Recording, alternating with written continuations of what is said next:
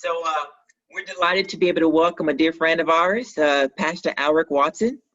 So he's going to lead us out in an opening word of prayer.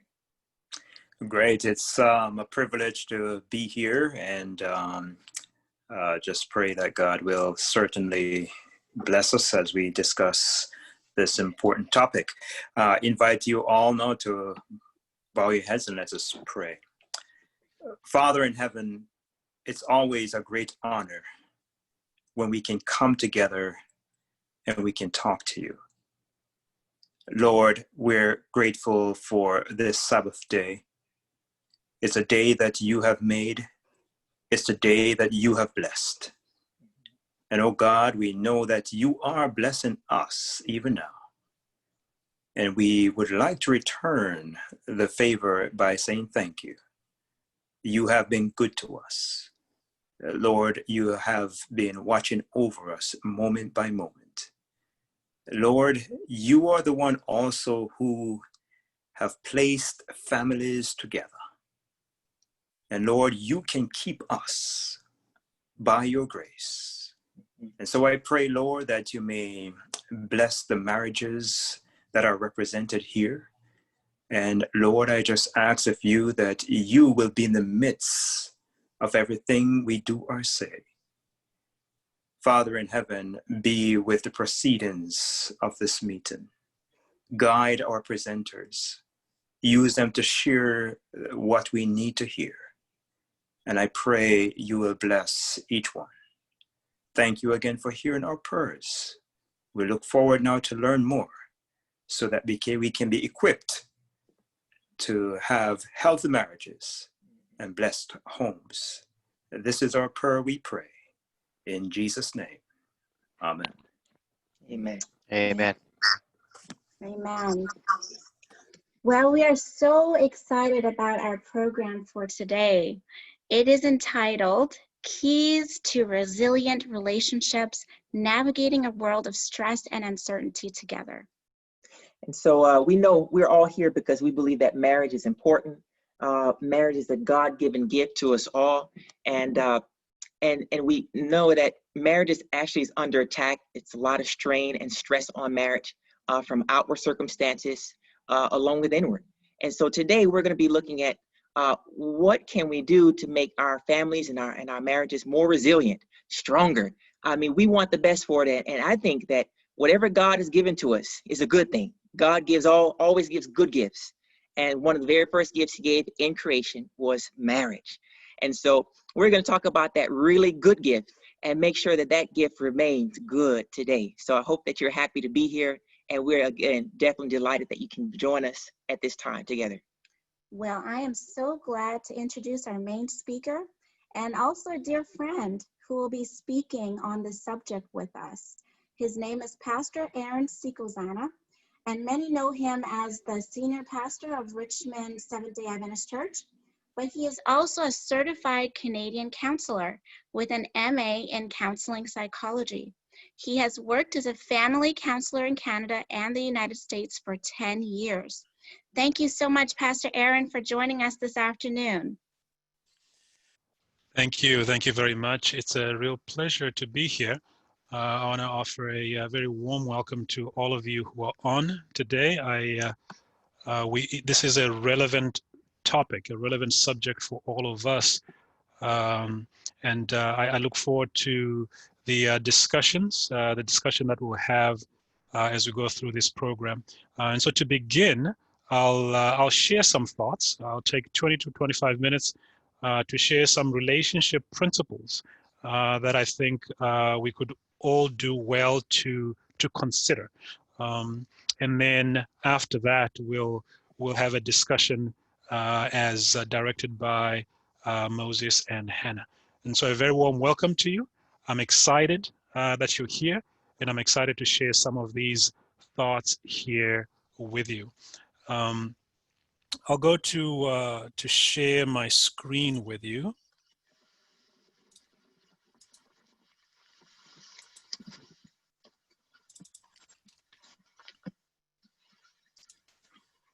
Just give me a minute here, please.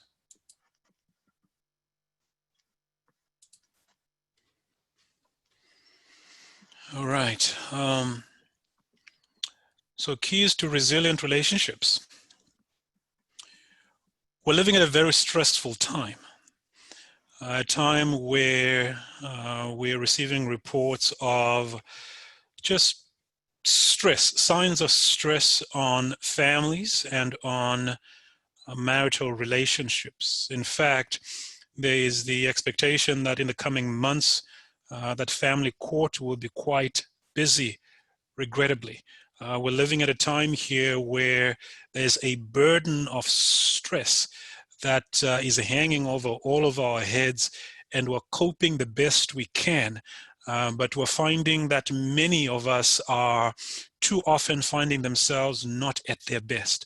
And so this is the context in which we're having this discussion. And I believe that the relationship principles I'll be sharing here and that we'll be discussing later are relevant for this time. And so what we're sharing here is important for the family and for all relationships. Is really applicable to all relationships, even though the focus today is going to be primarily on the marital relationship. And so keys to resilient relationships. Let's get started then, shall we? We'll begin with the scripture reading from the book of Matthew.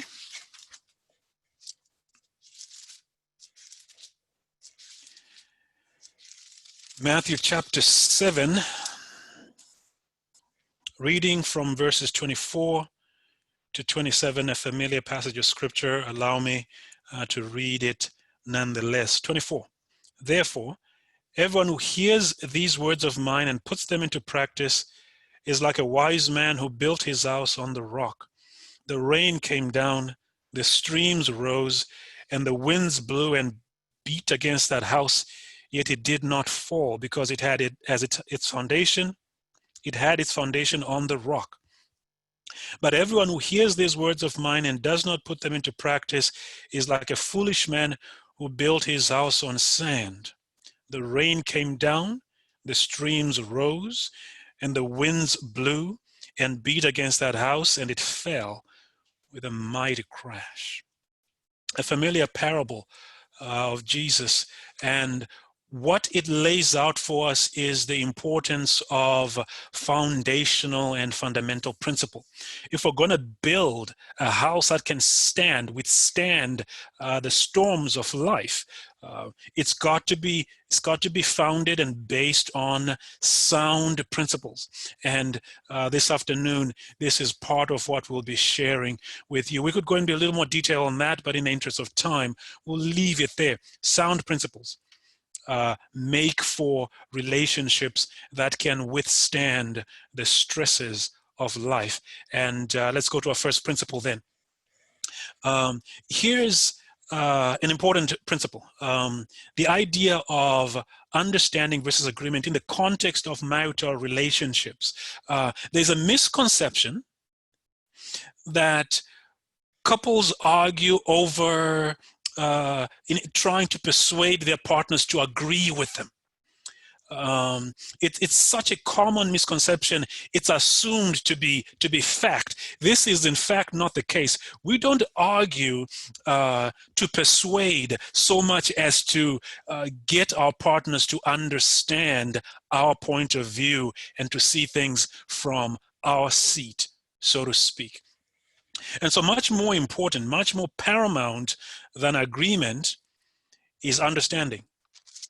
Take a look at this, and perhaps I neglected here to mention much of the resources, much of the information I'll be sharing with you here today comes to us from the work of John and Julie Gottman, Dr. John and Julie Gottman, two researchers, relationship researchers who've been at it the last 40 years, have a lot of powerful and meaningful information to share.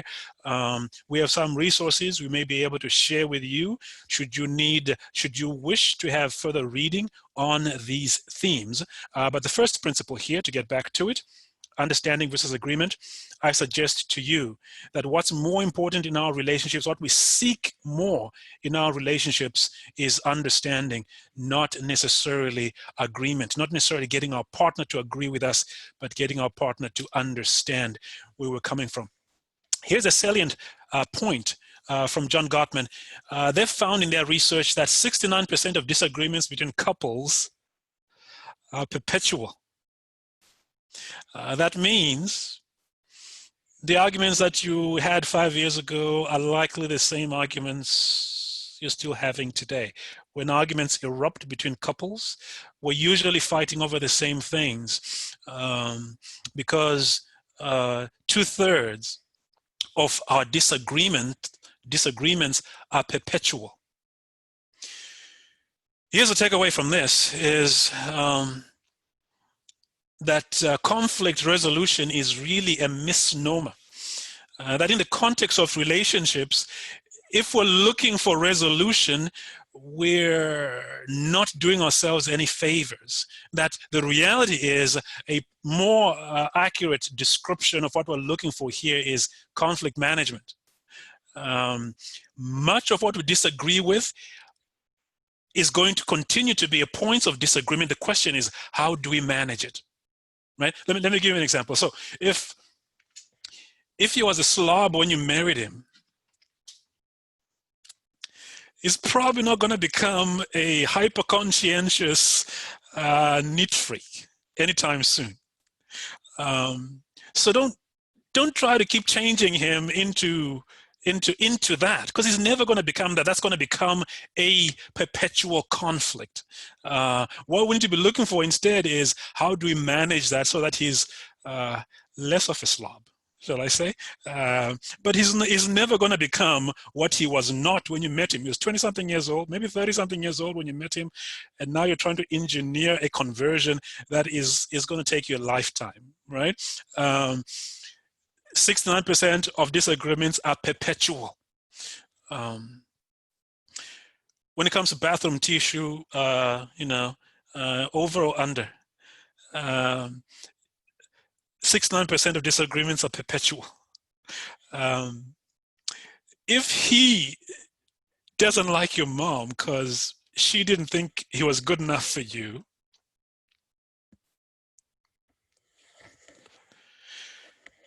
resolving that issue may be a little bit far-fetched. What we're shooting for here, perhaps what's more achievable, is management, right? You need to be respectful to my mom. You need to show up to family functions. You can't avoid the family. You got to present in a certain way. But the emotions may be much more difficult to get at or to resolve, but the hope is if we manage it successfully, they might change over time, right? And so speaking here about understanding versus agreement, we're not looking for agreement. We need to be shooting for understanding. If our partners understand us, we can work together to find reasonable accommodations to whatever the conflicts or disagreements might be. But if we have set out to have an argument and we're looking to convert our partner to our way of seeing things, that's a moonshot in many instances. So that's the first principle. Is when we're navigating whatever conflicts or disagreements we have in our relationships, let's recognize that what's much more important to each individual is to be heard and understood more than it is to be agreed with. And if we hear them and they hear us, we can fashion reasonable accommodations to address whatever issue has arisen. I hope this makes sense. Because we're going to run on to the next principle here, influence versus control.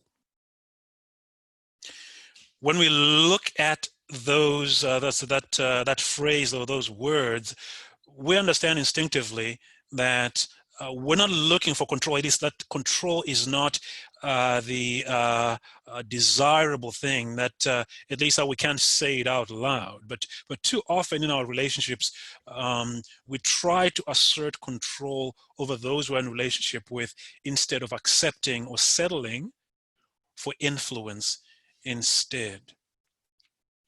Take a look at this from the work of Dr. John Gottman. He says partners can only be influential if they accept influence. In fact, he addresses this mostly to husbands because he says women tend to do a better job accepting the influence of their sort of partners, right? And so if their partner says, you know what, I don't quite like that dress.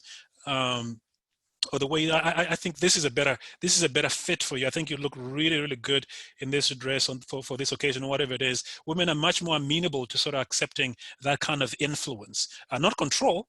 Not you can't wear that, wear this, but I prefer this, right? Women are much more amenable to sort of adjusting and accepting their partner's influence than men are, right?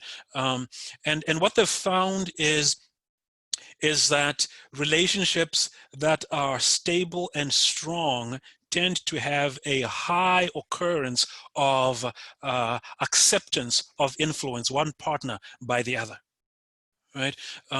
Really, really important. And so we're looking here for influence, not control, right? And that means if I say, I'd rather not do that, that's a strong enough signal my partner takes it seriously.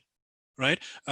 Because if I go beyond that and try to assert myself too strongly, then I'm violating all kinds of boundaries. And guess what I'm going to get? I'm going to have my backup. I'm going to get my partner to put her back up, and now it's a tug of war, right? So influence, much more preferable to control, much more healthy and much more durable in terms of our relationships. The problem with influence is we've got to accept the possibility that our partner may not go with our suggestion, right? We've got to be willing to live with that. And that's why influence is less desirable in some situations than control. We prefer control because then we can assert ourselves and make sure we get the outcome we want. But that's damaging to a relationship. That's damaging to our partner as an individual. Influence says, you know what, this is what I think. These are my thoughts. But I'll support you. I'll go with you whichever way you decide to go. Right? There's no guarantee we'll get that our preference will hold sway. But that's the beauty of influence. The more we practice it, the more likely we are to be heard and responded to in the affirmative. Right? And so we're talking here about influence versus control. Influence, the much more preferable option. Dr. Gottman says here, when it comes to relationships, if one partner is winning, then both partners are losing. When it comes to your relationship, who's winning? Hopefully the relationship is, because any other answer means the relationship is losing. Both of you are losing. Accepting influence, a very important principle.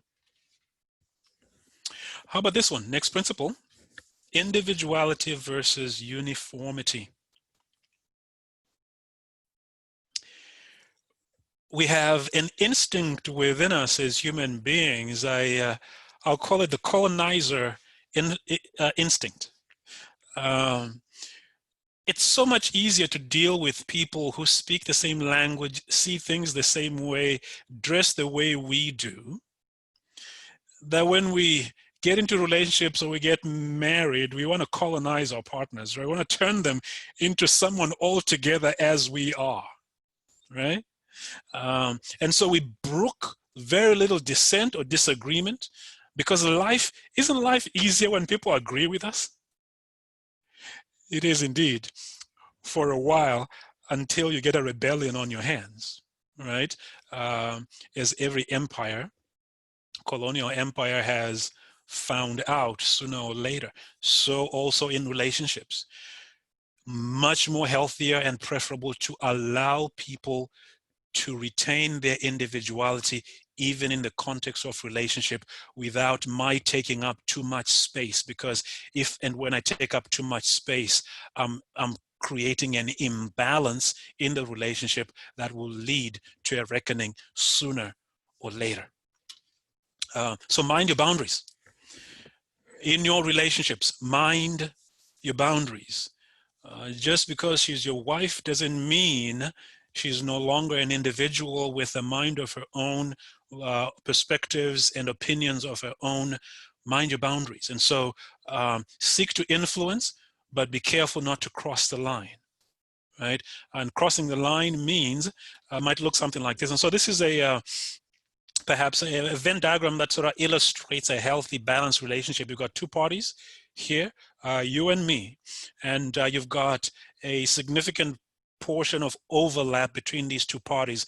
But take a look at this here. To the left and to the right, you still have the individuality of each person intact. There's overlap, that's the relationship, but the individual retains their individuality. This is an illustration here, an illustration of a healthy relationship. If you had me over here taking up too much space, like so, right? To the point where I was squeezing so much of the other individual's sort of space, that's an inherently unhealthy relationship. There's going to be a price to pay at some point. Either you cripple your partner, right? Or you invite a revolt. Neither is preferable. We've got to find appropriate spaces in which our lives overlap, and then I've got to allow her to retain her individuality as she allows me to retain my individuality. And so, you know, time in her favorite activities is important. Time with her friends is important, as is time in my favorite activities or time with my friends is also important, right? To go back to the statistic on perpetual disagreements, I enjoy sports. It's basketball season. I like to watch some basketball. You've got the postseason coming up. Hey, you know, that's some exciting stuff right there. My wife, not so much of a sports lover. I could try to persuade her to see things my way, or I could respect that. She could try to persuade me to see things her way, or she can respect that. And in that mutual respect, we find ways to say, hey, you can watch some basketball, but you know, you can't be on there for 3 hours, right? Because it's a Sunday and this is about the only day that we have together, right? And I can honor that and make sure that I ration my my sports watching, my entertainment, right? And make sure that I dedicate my time and attention to what matters more, right? But that's individuality versus uniformity. Uniformity feels better when people think, act, speak to our sort of preference. They agree with us. It's easier. But anytime you have two individuals with two thinking minds, you're going to have a disagreement, and that needs to be honored and respected. It's not a bad thing at all. At all. All right. Let's go to principle number 4. Tolerance versus intolerance. Principle number 4, tolerance versus intolerance. Proverbs 14:4 says, where no oxen are, the trough is clean, but increase comes by the strength of an ox. This is an agricultural analogy. Where no oxen are, the trough is clean, but increase comes by the strength of an ox. If you go back to biblical times, and it is still the case in many parts of the world, in fact, that the ox is the engine of production. Cultivating and food production is dependent on the strength of the ox. How many of you have ever been to a cattle pen? Cattle crawl, as the case might be. Moses, I see you there, and I see maybe a few other people. How clean is the cattle pen, Moses?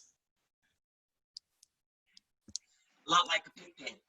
A lot like a pig pen, that is correct. But take a look at this, is Cattle are not neat or clean, but they are strong, and they help agrarian societies in some sectors of the world, especially in the past.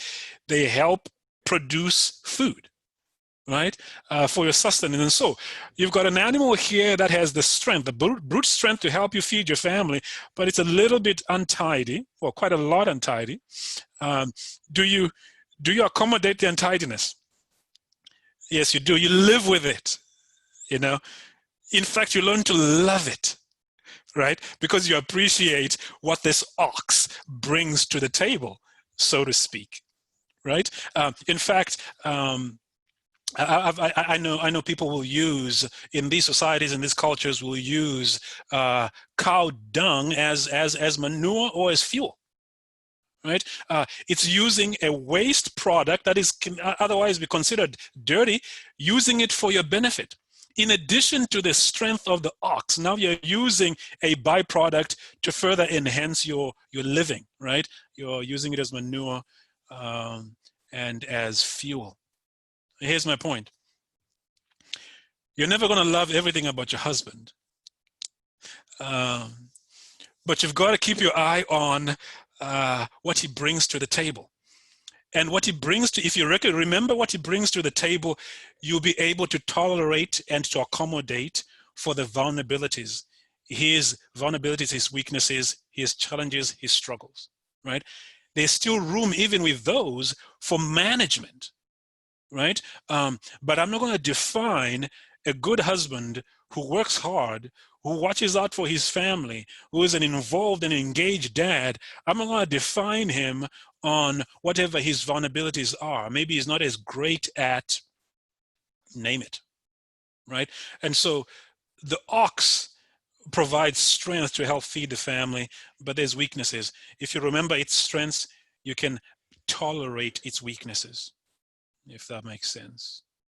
And so also for the other side of the equation there, in terms of relationships, remember what your wife brings to the table, and whatever her vulnerabilities might be, you can accommodate those better. If I might share here from personal experience a little bit, I love my wife. She's listening in the house somewhere. I hope I don't get in trouble for saying this, but I tend to be very time conscious. I don't like being late, especially not being late for church. Sometimes my wife wants to change into several different dresses before she settles on what the right one is. Early in our marriage, I completely understand you, Eden. amen. Early in our marriage, I used to get worked up over that, you know. We're going to be late. We're going to be late for Sabbath school. Until we would wind up driving to church, not on speaking terms, because we got into it Sabbath morning. Can I get a witness, somebody? You get to church, the deacon is at the door, you get out, after you haven't been talking to each other for 25 minutes, and you get out and you put on a wide smile, and it's a happy Sabbath, isn't it, right? But we've been married 17 years, and I've learned to recognize what the priorities are. You know, if we're going to be late, a few minutes late, 5 minutes, 10 minutes, even 50 minutes late, you know what, I think it's going to be okay, right? It's going to be okay. What can I do to support her so that she has all the time that she needs to get ready, and we pack the lunches or whatever it is, right? But it's a decision. It's a decision to say, you know what, these things are important. How do we navigate and balance them so that we're still a team and we're still in harmony and we're not at each other's throats, right? 17 years into our marriage,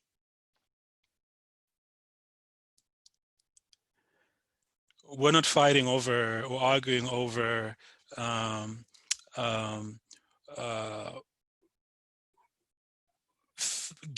what time we leave, because I'm patiently waiting in the garage.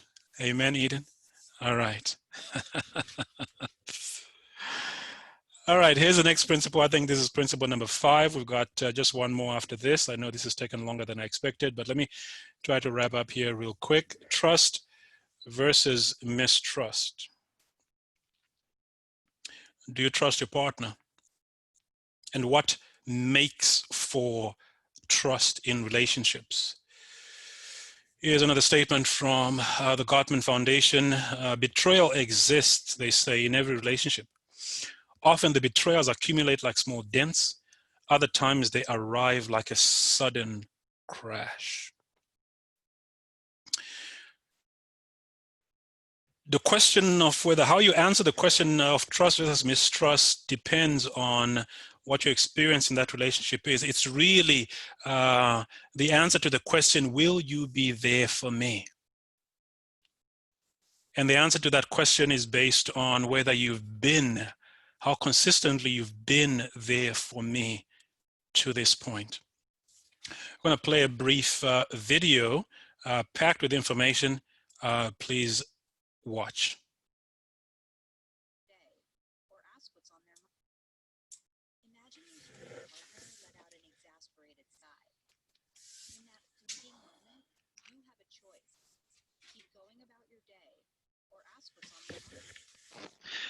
We need more volume, Pastor. Can't hear the volume.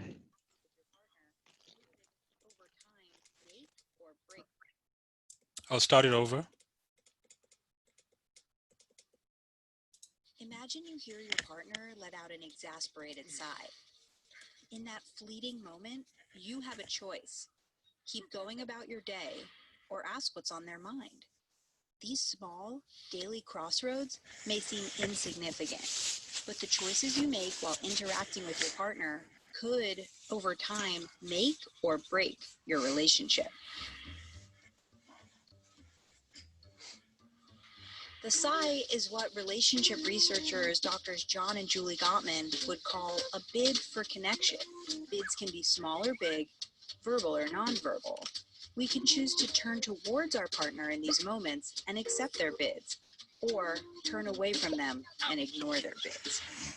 The Gottmans have spent the last 4 decades studying thousands of couples to answer the question, what separates the relationship masters from the relationship disasters? They found a critical difference in how each type of couple responds to bids for connection. In these moments, masters turn towards each other 86% of the time. Disasters turn towards each other only 33% of the time.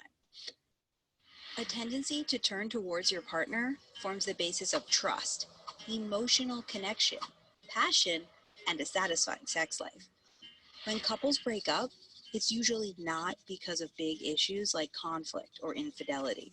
More often, it's a result of the resentment and distance that build up over time when partners continually turn away from bids for connection. So take a page from the Relationship Masters Playbook. Notice when your partner makes a bid. Show interest. Ask questions. Nod. Listen, and put away your screens. Choose to turn towards your partner.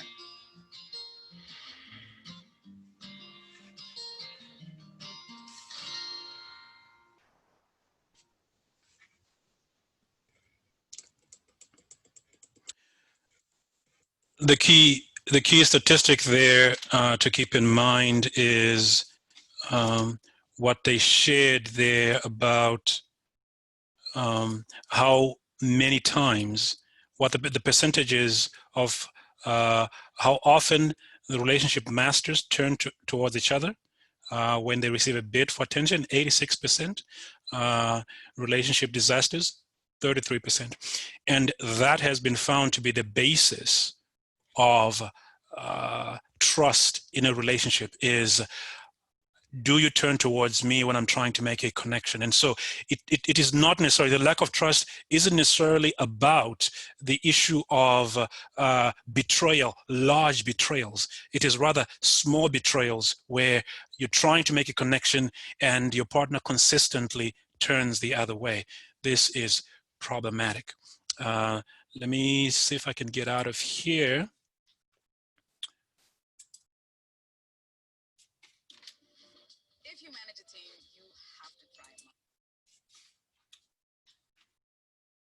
Just give me a minute.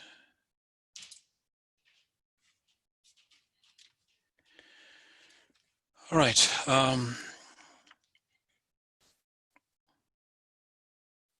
the final principle, repair versus rumination.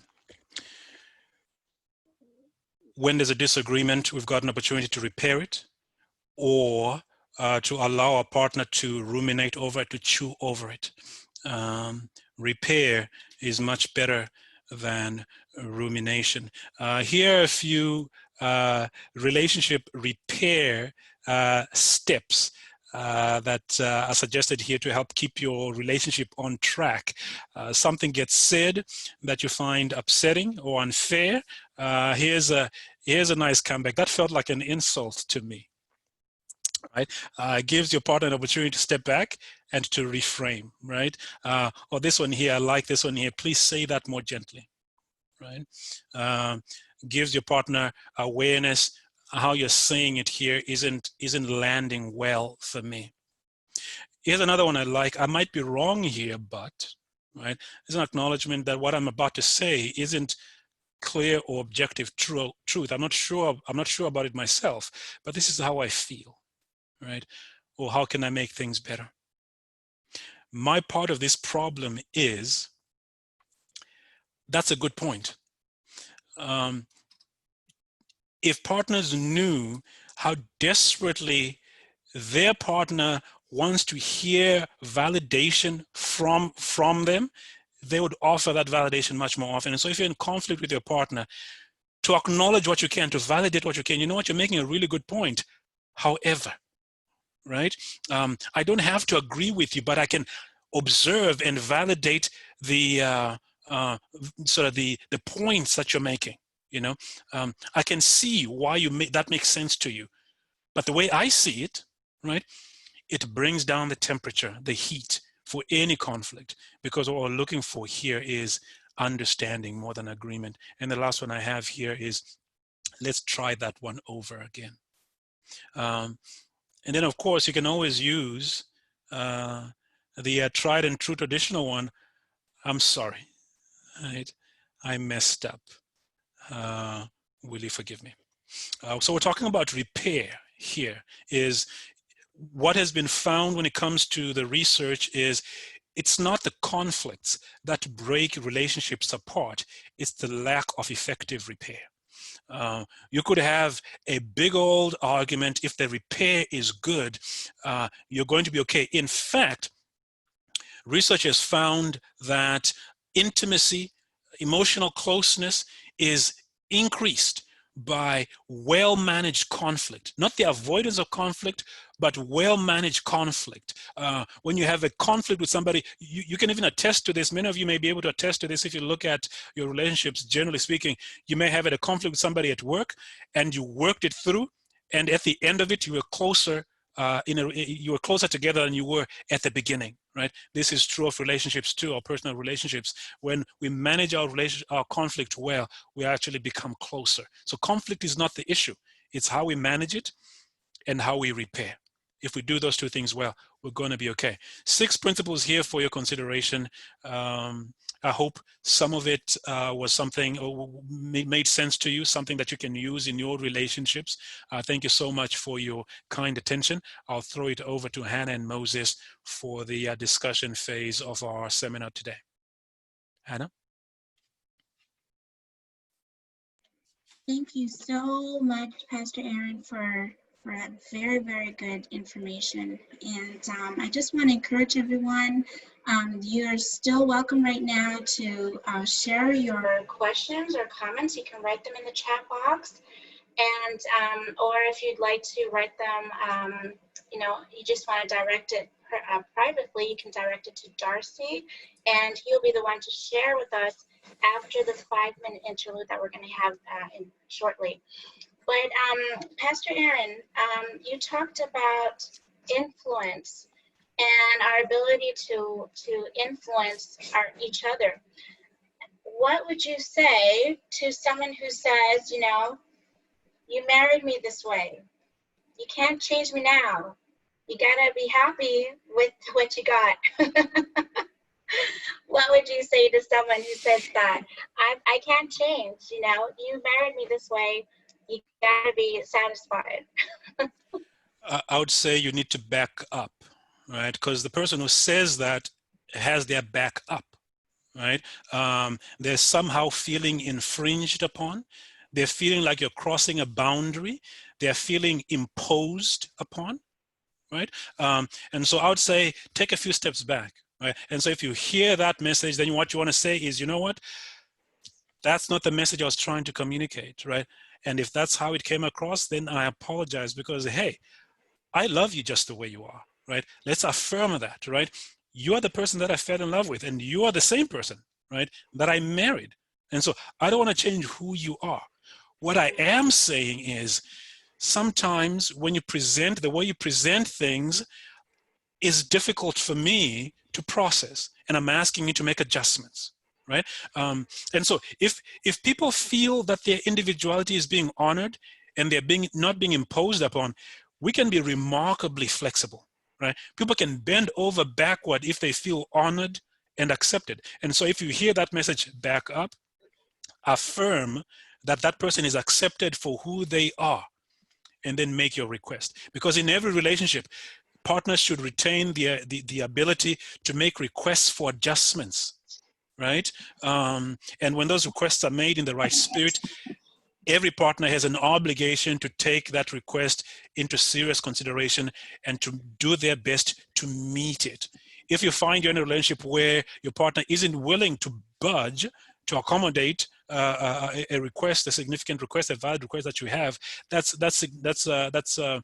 indicates a different problem, right? But in short, you hear that statement, back off, right, and affirm them, and then come at them a different way, right? If that makes sense. That's right. And we are all Christians, and the purpose of Christianity, or our Christian walk, is sanctification, right?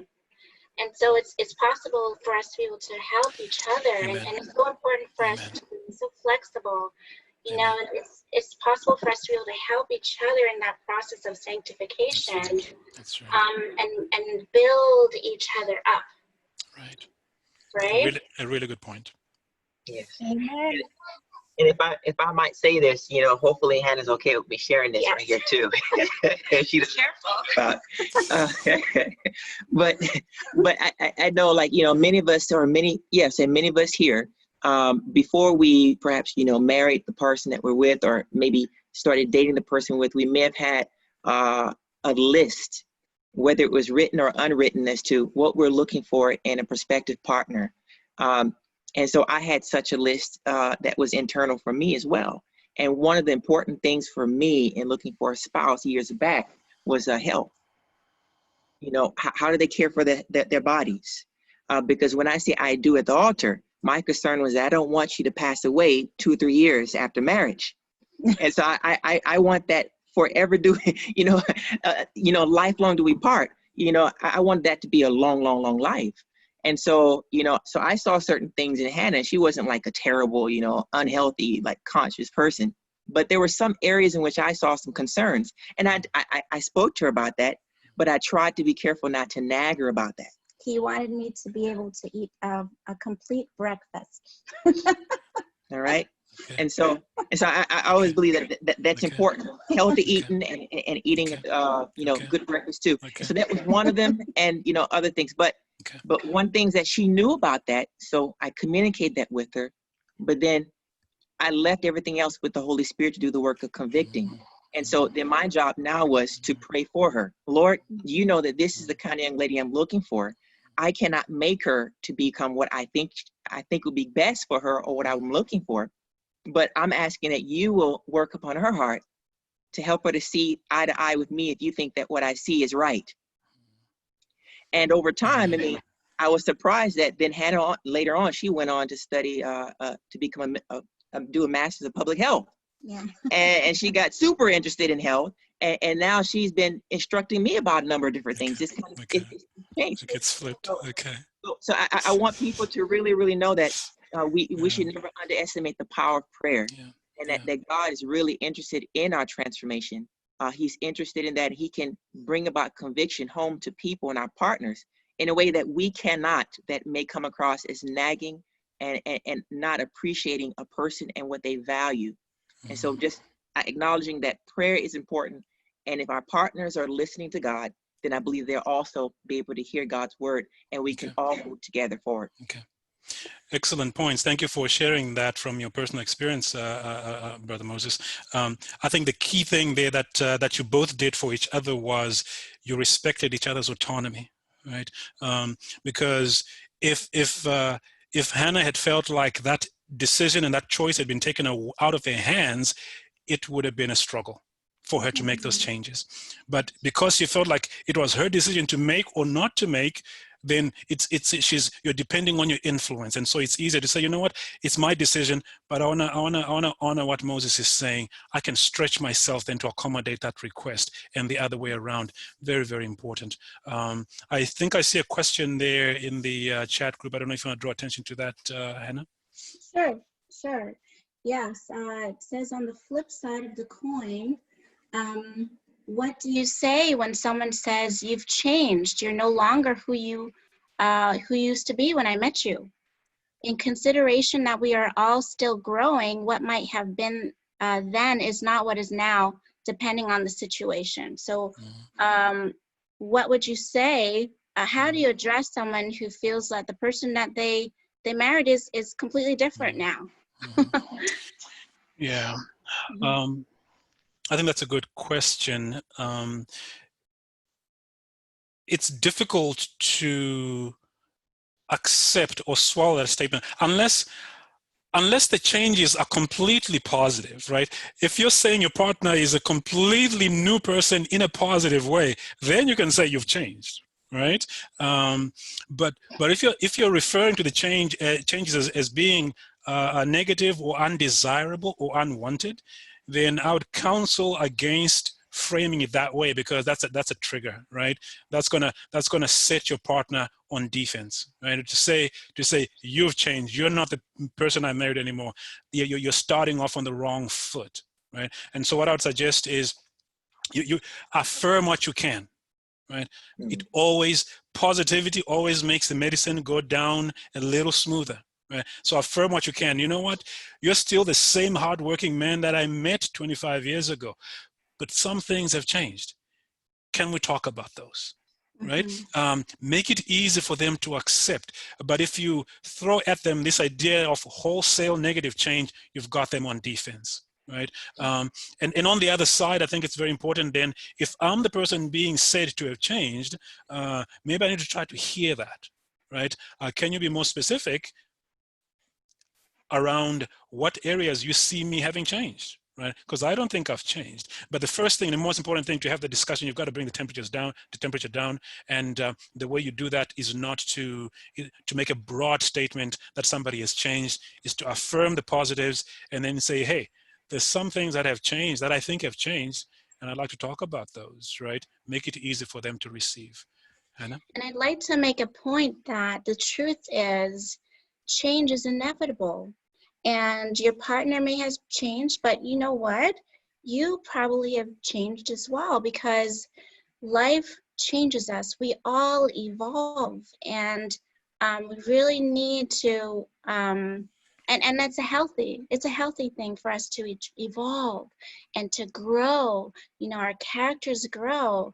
You know, a lot of people, they might start with a career early in their life, and then they change careers completely, you know, later on in life. You know, I noticed that, you know, myself, I have changed. When I was younger, people who are here in this group know that when I was younger, I wanted only to focus on my career. I didn't want to have any children. And then I got married, and, you know, I had, you know, my own children, and my priorities have completely changed. Now I just want to focus on, you know, most of my time on them and raising them. And I really put my, you know, career and my own ambitions, you know, on the back burner. And I did not know that that's how I was going to change. But life changes us, and You know, I think that's a part of love, you know, loving in the good times, loving in the bad times, loving even the new you, you know, the changed or the evolved you. Yeah, I think those are good points and a great illustration from your personal experience there. I would add this here that it is possible to have changes that a partner might consider deal breakers, and so you're speaking about changes in the positive there. You know, if your partner was hardworking and conscientious when you married him, and he's not that anymore, he wants to stay home and watch CNN all day, that's problematic, right? Changes around honesty, around openness, around attention, that kind of stuff. These are changes that a partner may consider to be significant and serious, and a discussion needs to be had around those if the changes are happening in that direction, to be fair. Pastor Aaron, I have a question for you too. One of the keys that you mentioned about individuality and uniformity. So my question is, like, how can that person who has given up their individuality start taking back some of that individuality in a proper, balanced way? What would be some good baby steps for them to once again practice good, healthy individuality once they have given up so much already? Yeah, that's a complicated situation, because usually when somebody gives up their individuality, it's because it's being demanded of them, right? And so that usually means you're in a relationship with somebody who is uncompromising in terms of what their demands upon you are.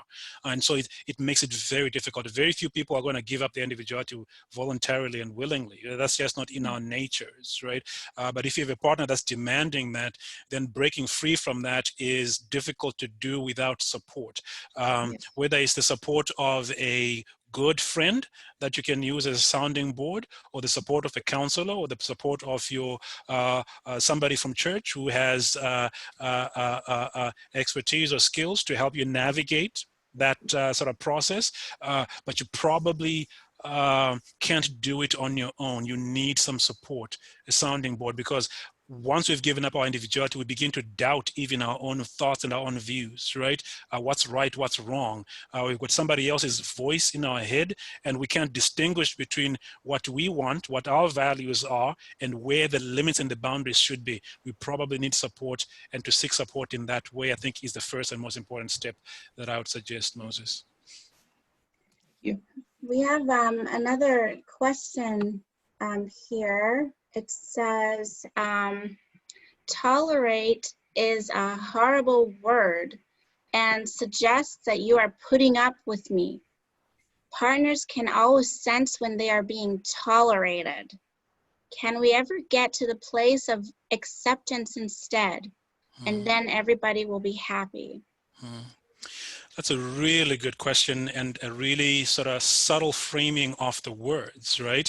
I think acceptance is the goal. I think that's the gold standard. But I think tolerance may be where I am when it comes to some behaviors or sort of traits, right? And so to accept that if that's where I am, tolerance is preferable to the alternative. Right. So take a look at you know, anything, whether it's chores around the house, or habits of personal hygiene, or I don't know, name the values, name the traits and the behaviors. It's okay to start from a place of tolerance. So, you know what, I don't like this at all, but I appreciate my husband for who he is. I can live with it. If eventually I get to acceptance, I think that's much more preferable. Right? But if tolerance is where I am, I don't think we should allow the negative connotations of the word to keep us from being there, because if that's where I am, that's where I am. And I think I can embrace that and work towards getting to a better place over time. Because when it comes to merging two lives, there are just some things that it's going to take you a while to get to acceptance. You know, but tolerance, that's the entry level, right? For the process. I'll take that and try to work my way up, right? So. And focus on the positives, right? Yeah. There's another question that someone has here. It says, how can you seek to repair something when your partner chooses to hold on to resentment? Say that again. Read that again, please. How can you seek to repair something when your partner chooses to hold on to resentment? Yeah. That's a complicated question, and I suspect that there's a wider context. Because here's the thing is, very few healthy people choose to hold on to resentment. Right? Because resentment is such a heavy emotion that sucks up so much energy. If I have an alternative, I'm not holding on to it, right? So the idea of choosing to hold on to resentment doesn't seem consistent with what most people would do if they had an alternative. Right? Resentment is usually where people wind up when they feel helpless and powerless. Right? You don't feel resentful if you feel empowered, if you feel like you have options. Resentment is that dead-end street where, you know what, I've tried everything and nothing is working. I feel helpless, I feel powerless. That's where you wind up. Right? So if there's an issue of resentment, you've got to explore the power dynamics in your relationship, is what I would suggest, right? Because maybe what you're offering isn't being heard or isn't being received for what it is because of some other factors. And so before we even talk about repair, I would focus on why this person seems to be holding on to resentment, because that's a very unnatural position to choose to be in. And so when you understand that a little bit better, you might be able to work your way to a process of repair. But I suspect that there's a wider context here that maybe could inform any suggestions around what to do next. But the resentment is the issue here. Your partner feels helpless and powerless. The question we need to answer first and foremost is why that is, right? So. Another question. Hey guys, I've got a couple of questions that came in privately. One of them is, what if one of your partners is never available for the other one, and the other partner begins to feel lonely? So I guess how can you start to communicate? Yeah, it goes to the points there. I don't know if you wanted to speak to this here, Moses. Yes. Could you repeat that question one more time, Darcy? Yeah. How does a partner start to communicate that they are lonely? The other partner is never available for them. Okay. So my thought there is that, of course, the person is not there often. I guess the big question would be as to why isn't the person there, and what's causing the person not to be there and available, and to try to find a remedy there. I think, first of all, I don't know if it's going to be work that the person is not home or not available, but for whatever the reason why the person is not there, try to understand that, and especially if they're outside of the home and they're not available because they're supposedly doing something to support the family, acknowledge that, like Pastor Aaron's already mentioned. You know, I think of my household, you know, my father felt like the sole way of showing that he loved the family was by being a breadwinner, by working. It wasn't a connection as that I need to spend time with you in order for me to reveal or show to you that I love you. So people do have different love languages. And I think it behooves us to be in a place where we can express to our partners how we like to be loved, how we feel loved and appreciated. Because sometimes it's hard for our partners to actually know that. And sometimes it's even hard for us to discover that for ourselves. And so I think that we have to appreciate the person for what they are doing, but also it's in our place to actually communicate with the person the little things that they do for us that we really appreciate. And so kind of praising, and this is my humble opinion. So look at the things that they are doing that you really appreciate, and every opportunity that you have, praise them for what they are doing that you really appreciate. And hopefully they're going to get the hint. There's a cheerleader saying, hint, keep doing that, keep doing that. These are things that are very important. But if there's still things that are still deeply burdening you, I think that it would be proper to communicate about that. But expressing to the person what they have done, appreciating for who they are, but also what they do to you, and how they, you know, how they treat you, how that means a lot to you. And if they can continue doing such and such, that means so much more to just filling up your love cup. And also, I think one last thing, I don't want to talk too long about that, but sometimes we're so quick to address how we feel and our needs without inquiring what the needs of our partners are too. And so that might be a proper opportunity to have a couple gathering to say, hey, let's talk about if our needs are being fulfilled and met. Let's talk about, you know, how we feel about our relationship that's going on right now, and how can I serve you better where you are. And then that could be an opportunity where your partner can be able to hear from you how you feel as though your needs can be better met too. But Pastor Aaron, I leave it to you. I don't know, some things might have been accurate here. Yeah. No, I agree with what you shared there. I would just add one additional point and say, yes, don't make the assumption that the whatever is not working is only on your side in this situation here. Because if somebody has the opportunity and the ability to attend to you and they're choosing not to, there's something else going on there that needs to be addressed and discussed. Right? Because they may be chewing over things that they are not happy with. And so especially when it comes to men, one of the ways that men will tend to express their unhappiness is this emotional withdrawal, right? And so withdraw away from sort of the usual duties of attending and loving and spending time with.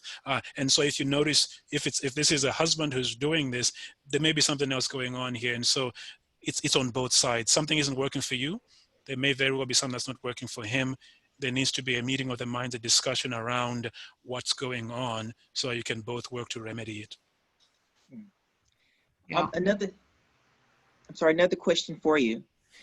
You spoke about understanding and agreement, and I think that's understanding is huge. I would say majority of people probably don't like to have to change, and especially most people don't like a finger pointed at them saying that you need to correct certain things about yourself.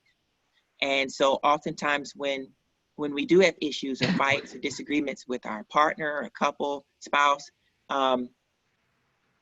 it's easy to put up the dukes and to retaliate and to defend ourselves without trying to have an understanding attitude. So if you wouldn't mind, what are some tips that you would suggest to how to help us to not be so quick to retaliate and to defend ourselves, but to really be in a position where we can actually listen for understanding, acknowledging that we are on the same page, we're in this relationship together, and how can I learn from this whole situation? So how can we have the right mindset to really be in a place where we can understand when criticism comes our way? That's a great question. We've got some resources on just this topic that folks can gain access to, but perhaps in brief, I would say this, that we don't put up shields or walls or fall into a defensive sort of fighting stance when we feel safe. Right. And so if you experience your partner as defensive, you've got to take a look at the context in which you are having this conversation, because people don't get ready to defend themselves unless they feel attacked, or if they're feeling safe, they don't do that.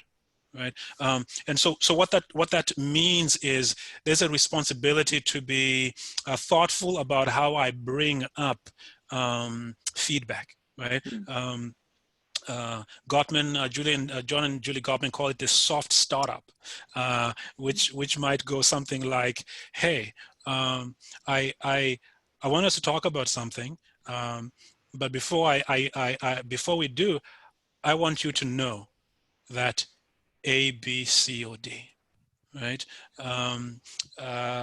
Relationship research shows that there's got to be 5 affirmations for every 1 criticism. right? Mm. And so if you find that your partner is getting quickly defensive, getting their back up, maybe you don't have the ratio quite right, right? All right. And so I'll just revisit that, because when people feel safe, it's okay to listen. They'll keep their walls down, right? So work on what you can work on, which is making sure that there's a sense of safety in this relationship around difficult discussions. That means nothing unfair gets said. If something unfair gets said, there's quick repair done. And it's never used against them in the context of unfairly in the context of an argument, right? So there's got to be safety. That's the first thing. There's got to be the right balance ratio there between affirmation and criticism, so to speak. If we mind those elements, those points, feedback will generally be received, assuming all things are healthy and as they should be. Feedback should be received in the spirit that is intended. When it's not, let's revisit the fundamentals. Thank you. Thank you so much. I've got 3 questions that came in privately. Do you want to have the break now, or do you want to go to the questions? I think we'll have a very short break. Welcome back, everyone. We're continuing with our discussion on marriage and relationships during stressful times. And we're going to continue with answering your questions. Many of you have asked questions, and they're good questions, so we would hope we can get to all of them. Darcy, do we have any more questions? Yes, well, we have 3 questions here that I'm going to combine them all together and read them all. They're all pretty much identical.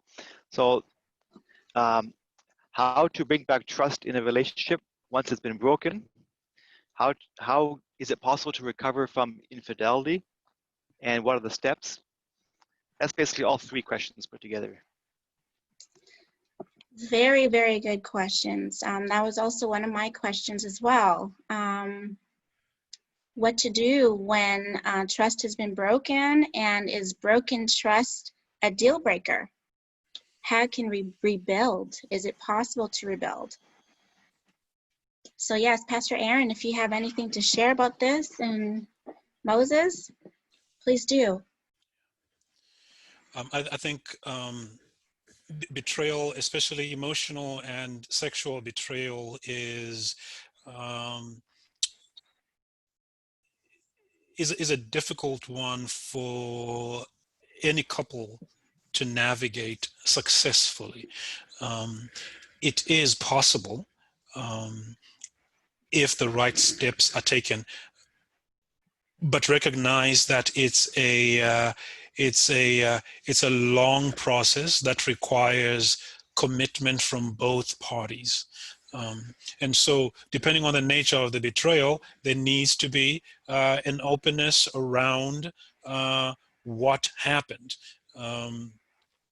When it comes to sexual betrayal specifically, there's always guidance against getting into details around sexual acts that tends to inflame the situation more than it helps.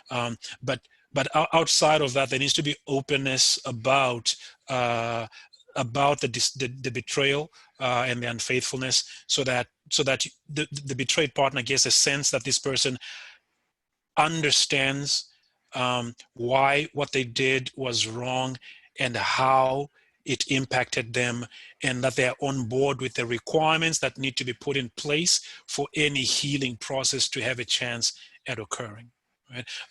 And so if you have a partner who's committed any act of betrayal, and they're still they're unwilling to accommodate the requests or the needs of their partner, then you've got a problem there, right? And when I talk about requests, I'm talking about privacy, essentially, right?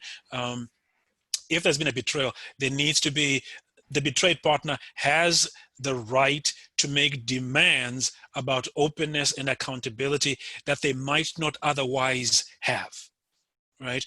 And the partner who committed the betrayal needs to be willing to work with those, because it's an issue of trust, and rebuilding trust requires that there be openness and accountability.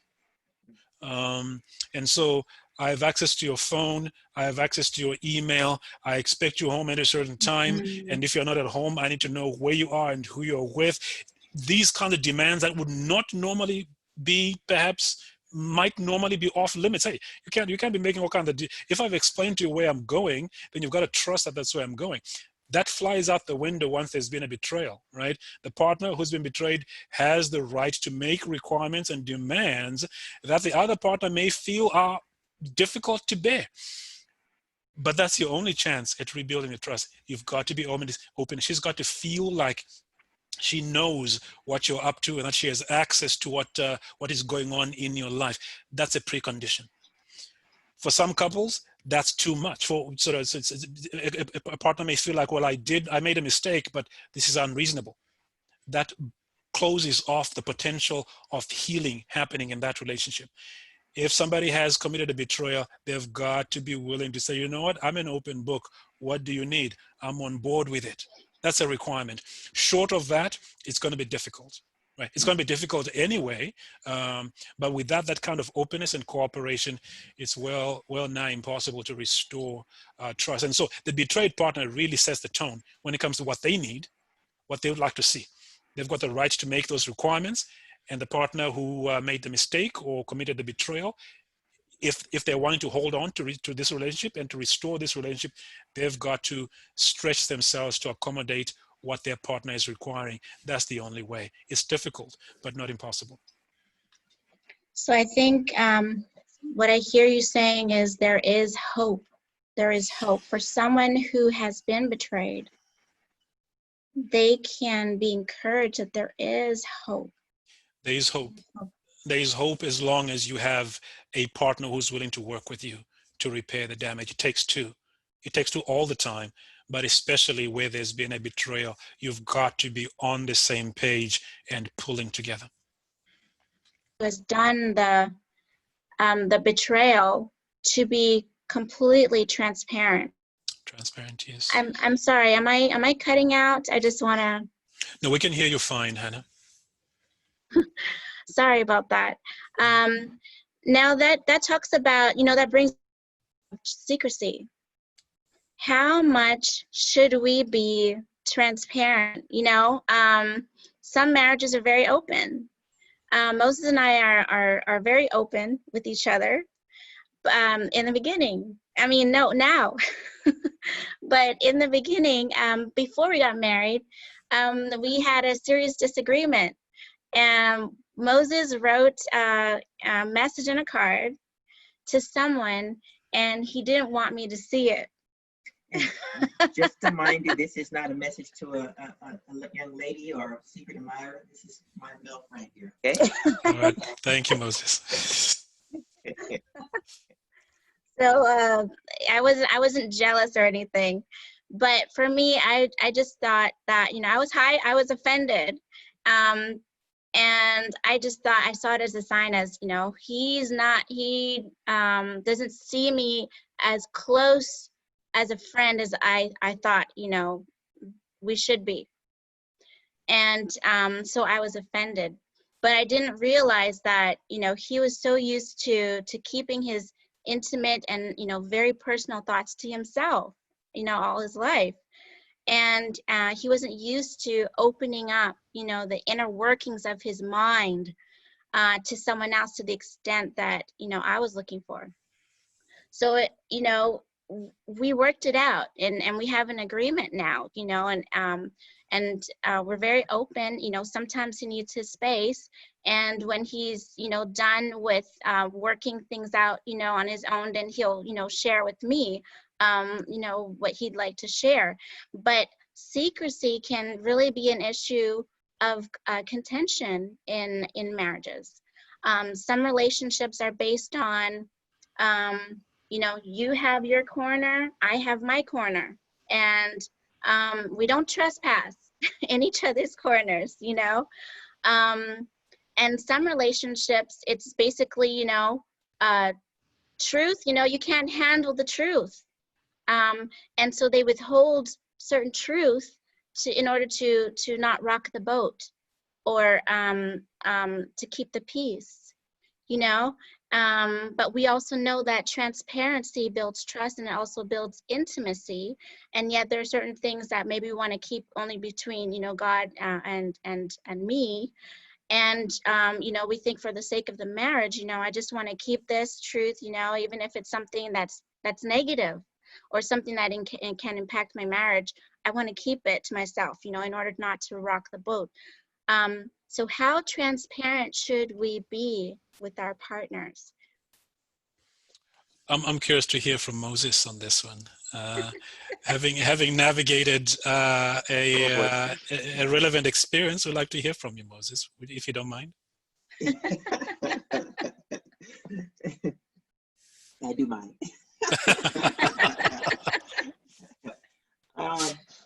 No, but I think generally speaking,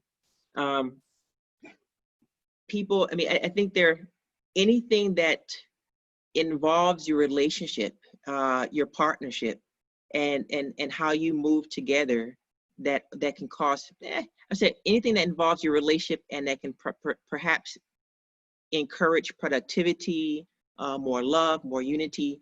I think that's something that we can support, that we can go with. That's a way in which we can be more open about one another, not hold those secrets. I think that if we hold secrets back and our partner does not understand why we do it, if their understanding isn't there, then that secrecy is what's going to damage the relationship. And I'm putting that, whatever secret thing it is, I'm putting that above the relationship that God has blessed me with. And so not to ignore individuality and the opportunity to do certain things as I wish and as I will. I think that's important too. And we shouldn't ignore that.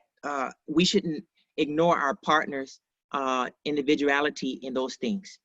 Some things and everything cannot be done together. Everything should not be known. When if I find a spider that has made its way from outside our home into our home, that's going to remain a secret between me and my wife. She's not going to hear about it because she's paranoid about spiders. And so with me sharing with her, I just found a spider in a home, it's not going to help her health. It's not going to help our relationship. It's not going to help her emotional, physical well-being. It's not going to help. So there's certain things that are best to remain secret. And I choose to keep those things secret. But I feel personally in principle that if it's something that one or both of us can bend on, if we can compromise with, that will support the relationship on, then I say bend on it, open up, be frank about what's going on, and remove the secrets. But if it's something that is very, very, if it's based upon principle, I work as a counselor, and sometimes there are people who talk with me about certain things that are very private in nature. Certain things might best not be shared with my wife. I think that's well put, and I'd endorse what you shared there. Relationships, committed relationships require openness and privacy around issues pertaining to the relationships or issues relevant to the relationship is going to be damaging to your closeness, to your intimacy, to your bond.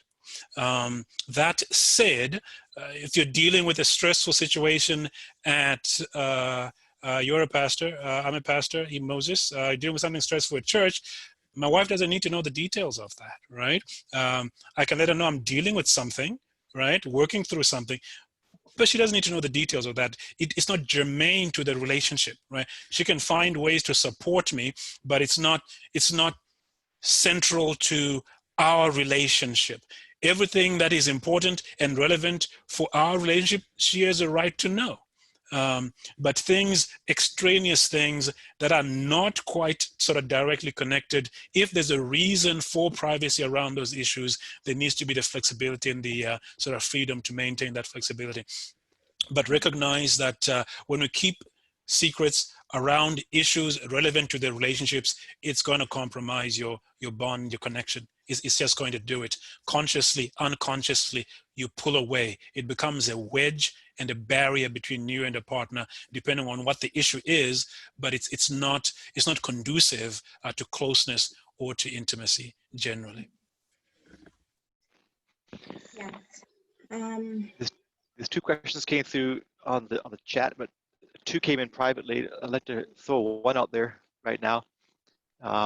It says, all these principles mentioned here can be misinterpreted by some to use it as a reason to engage in unequally yoked relationships. How do we clear this misunderstanding? I think the most important thing to remember here is how we started. We talked about the house that's built on the sand and the house that's built on the rock.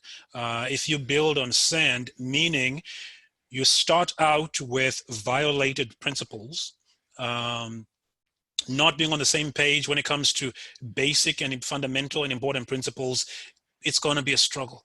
Right? And that applies to unequally yoked relationships. And unequally yoked doesn't necessarily mean Christian, non-Christian, or Adventist and non-Adventist. It means any relationship on which you have a fundamental difference, right? A fundamental difference. There needs to be relative, you have to be on the same page, or at least in the same book when it comes to the most important principles around fidelity in the relationship, around spirituality and the place of God in your home, around parenting and discipline, around your relationships with family members, extended family, in-laws, around finances, around all kinds. There needs to be agreement, otherwise you're going to have problems, right? And so these principles are assuming a context in which folks are equally yoked. Once we go beyond that, we go too close to what Christ describes as building a house on sand. It's going to be difficult to make it stand if we begin with a violation of basic principles, right? And that's a lot of times, you know, when relationships fail, it's usually because of a fundamental disagreement that could have been perhaps caught earlier on in the relationship. I hope that answers that question. Yes. Darcy, you said there's one more question. I know we're about to there's close another out one soon. here. Yeah, it says, how can a couple recover from the resentment of too much turning away? Mm-hmm. I think we note it, we take corrective action, and so you begin to turn towards, and you make a conscientious effort to begin to turn towards. The wonderful thing about relationships, as is the wonderful thing about our physical bodies, is if we've been eating or living unhealthily, once we make changes, our bodies respond, right? So do our relationships. And so you could have been behaving or engaging in unhealthy behavior for years. Once you start to change, your relationship will respond. It's a principle of life. God has embedded it in our very existence. Once we start to attend to these principles, our bodies, our relationships begin to respond as well. And I see Pastor Ulrich Watson has his hand up. Pastor Ulrich, would you like to make a comment? Oh, yes. Thank you for recognizing me there. I thought you forgot about me. There's No, so many never. screens. That's fine, but it's good to hear the questions and responses. Pastor Aaron, thank you for sharing those repair tips. They're very practical and definitely will be helpful whenever couples implement them. But as a pastor also, I also noticed that there are times when couples have reached the place, the point where they need professional help. Of course, it's important to try those tools that we have discussed here.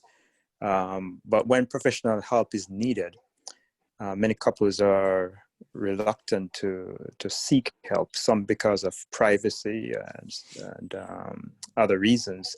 But what would you say would be points in a relationship, signals in a relationship where couples need to seek professional help?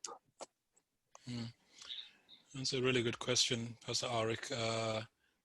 I can give it a shot, and I'd be curious to hear from Pastor Moses as well. But when it comes to outside supports, I think when you get to a point where you've got chronic conflict that's beginning to undermine the functioning of the relationship, right? You probably should consider bringing in outside help. Now, the issue with outside help is it's most effective if both parties agree to it. Right? And so you kind of have one party say, I'm gonna go talk to somebody, and that be very helpful. It can actually be sort of unhelpful. But if you have chronic conflict that's undermining the day-to-day functioning of the relationship, you've probably got enough to sort of consider bringing in somebody to support you through that. Hopefully both of you agree. If both of you don't agree, the one partner can still seek help. But it has to be, it would be on the understanding that, it's an individual process that respects as much as possible the other party's sort of privacy and identity, so to speak. But a chronic problem that's ongoing is probably a good marker for when you want to bring in some assistance. Moses, anything to add here? I can just jump in, and then I'll let Moses share. I think it's better to seek help earlier than later. If there's an issue that you're just having trouble working through, then seek help earlier. You don't want to let it fester. You don't want to let it cause greater and greater conflict. I think you can seek help professionally, and you can also seek help from a mentor, or there might be a couple in church or a couple that that you admire. I think more and more we need to get help or mentorship from those who have been, who are further down the road, who've been through life, ahead of us. There's so much wisdom in our elders that needs to be passed down, to the younger generation. And I think that's why, we have forums like this, so we can share knowledge and wisdom. Those of us who are younger, we need mentorship, we need wisdom, we need support and guidance from those who've gone before us. So yes, seek help early. Yes, Shelley, is there anything else? Yes. I can't say a whole lot more. I just what Hannah, you had said, Pastor Aaron, is very key. I know that before we got married, we sought advice from several different mentor couples. One couple there in the late 80s, right now, been married for over 50 years. They gave us some really good advice. Another married couple were professors. They gave us advice. Of course, the guy who married us, we went through counseling with him. And we look forward to connecting with older couples and sitting down with them and talking with them and learning from their experiences. And the thing is that sometimes it's frightening for people to open up about their lives, even in the church. Mm-hmm. It's frightening for people to open up because the fear of judgment. How will people perceive me once I really tell them my pitfalls and my slums? And so, but I think that we can learn equally from people's triumphs along with their trials and their problems, if we're willing to address that and talk. And so I think that's very important because the body of God is supposed to be a healing agent for one another.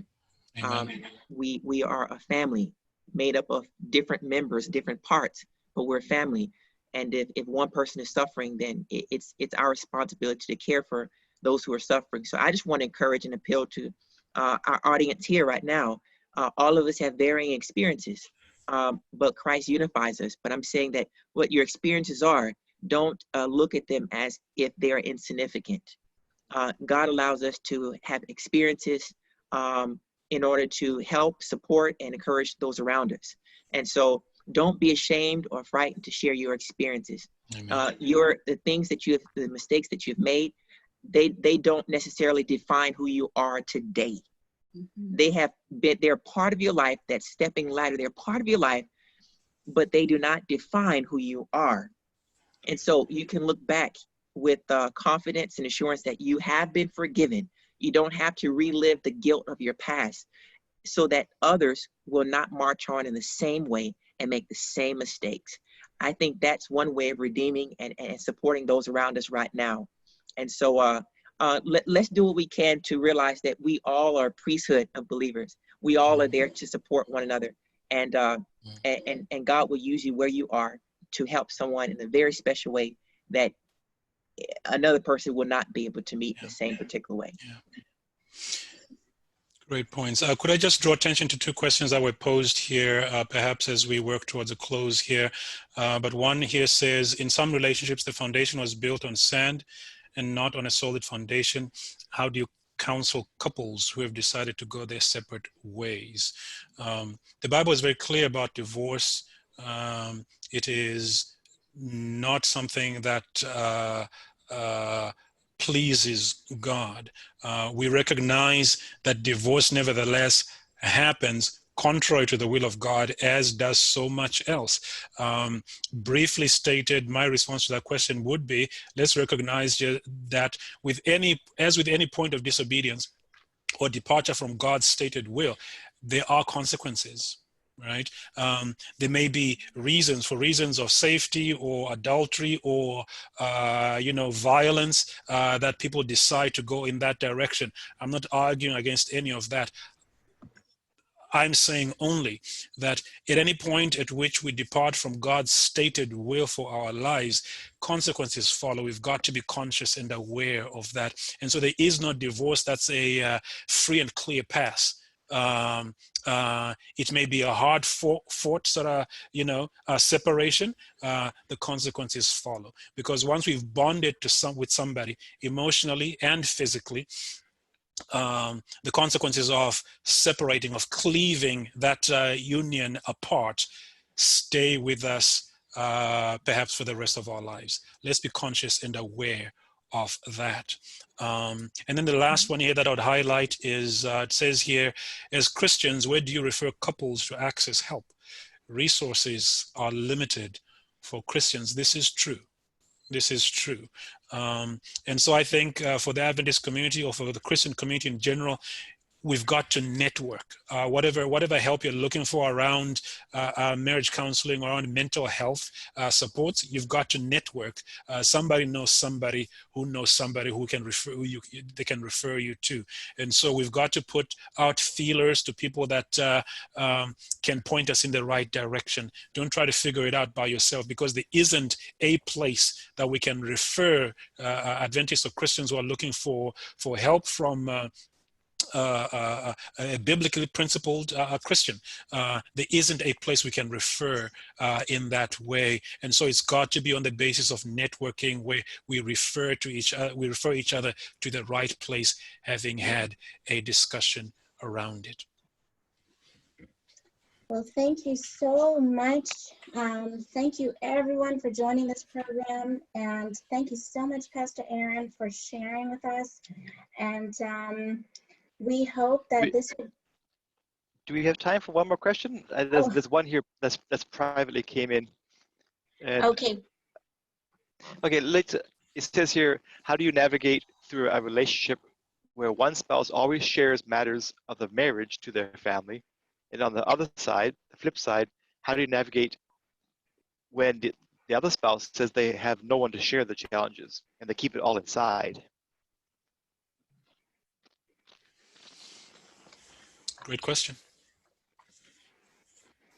Okay, so you're saying on one hand, there might be somebody who is too open outside marriage.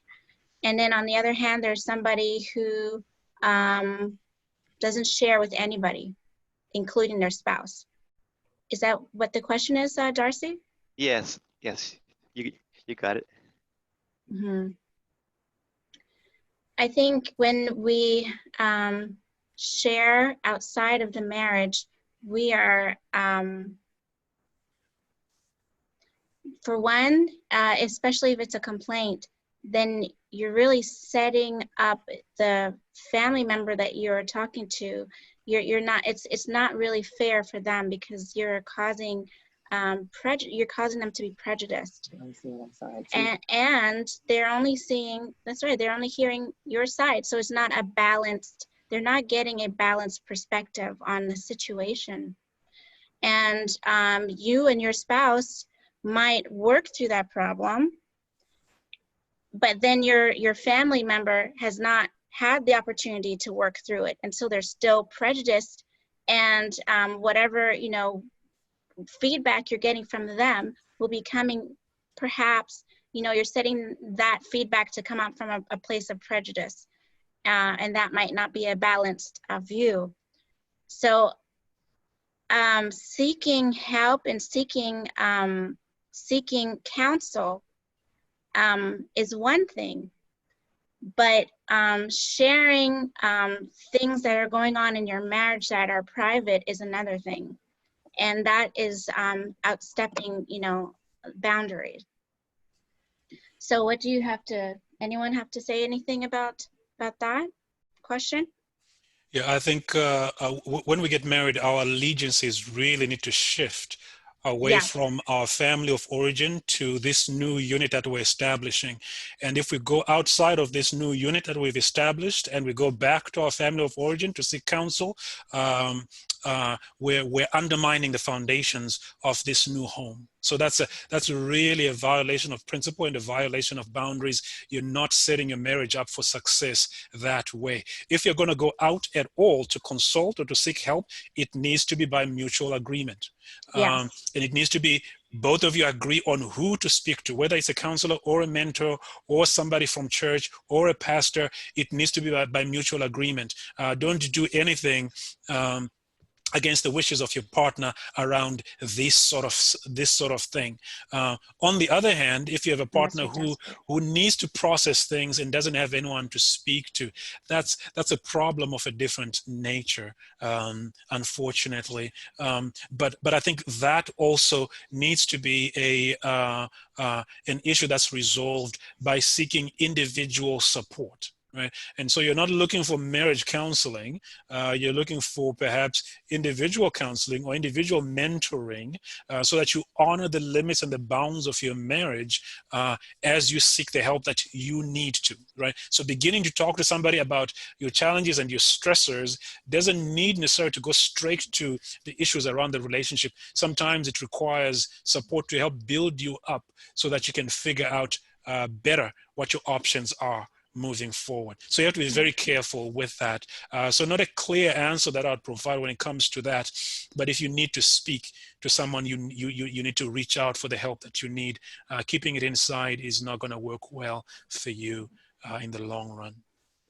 Yes, and just one other thing that you said also before, Pastor Aaron, is that when it comes to trust and mistrust, you said that at roughly around, I might be getting the exact percentage right or wrong here, but around 86% of those well-to-do homes or families, couples, they turn to each other when they're having issues. And about 33% or so of the couples who are not doing well, where they're finding mistrust, only 33% of the time, they are turning to each other. And so that means that they're turning elsewhere. Turning away from each other. Yes. And so the biblical principle you're talking about in Genesis, it says to leave your family of origin and cleave to the person that you're with. And so if we spend too much time, and I realize, like you said too, sometimes you need to find some kind of way to find encouragement, to find support, to find education, and so forth. But if we invest too much time in dealing with our problems with our spouse, with our family, or with friends, then that's damaging the cleaving part of establishing a close ties with each other. Because as you said before, conflict is not the issue, it's how you deal with it. And so we are bypassing a possibility of developing stronger glues and stronger intimacy with our spouses by going outside. And so the encouragement is that as much as possible for people to try to work things out together, and then to get that mentorship, as Pastor Aaron has said, with older or more mature relationships and couples and partners, so that we can be able to get the encouragement that we need and the advice in a healthy place. But I would really encourage, that leaving and cleaving is really huge. And intimacy definitely needs to develop between the partners and not with our partners and our best friends, our partners and our mom and stepmom and so forth. Right. Thank you very Well much. said. Thank you very much, everyone, for joining our program. We hope that this will be a first in a series of programs that will deal with, various topics that affect regular people like us. I was really hoping that we could get to singles and choosing spouses and that, but perhaps we can deal with, singles in a separate program just for singles. So thank you once again. Pastor Aaron, would you be able to pray for us? Sure. I'll just, before I offer prayer, I'll just make this remark here. There's work involved with maintaining anything that's worthwhile, and so also with our relationships and our marriages. Let's choose to put in the work. It doesn't come easily or naturally sometimes to attend to our partners because they're different than us, but it's worth the investment because there's better health outcomes for happily married couples. The outcomes for our children are better. The outcomes economically are better. The outcomes spiritually are better. There's all kinds of evidence and research out there that highlights just the benefits of healthy relationships and marriages. And so it's worth putting in the work because the outcomes make it worth it. So let's close with a word of prayer. Oh, Father in heaven, thank you so much for your grace. It's been a pleasure spending the last 90 or so minutes discussing these issues, these matters that are so close to our hearts. I pray for your blessing on each marriage represented here. I pray for your blessing on each family represented here. I pray for your blessing on every church that's represented here as well. We're fallible, we're flawed human beings. We want to do better. Help us, dear God, to be better husbands, to be better fathers, to be better children, to be better friends, to be better children of the kingdom. Abide with us now. Dismiss us with your blessing. We ask this in Jesus' name. Amen. Pastor Aaron has prepared some resources, and all you need to do is just send me an email. I posted my email in the chat box, so you can send me an email and I will forward all those resources to you. Thank you once again. It was a pleasure having this discussion with you, and please stay tuned for to further programs in the future. Thank you. Bye-bye.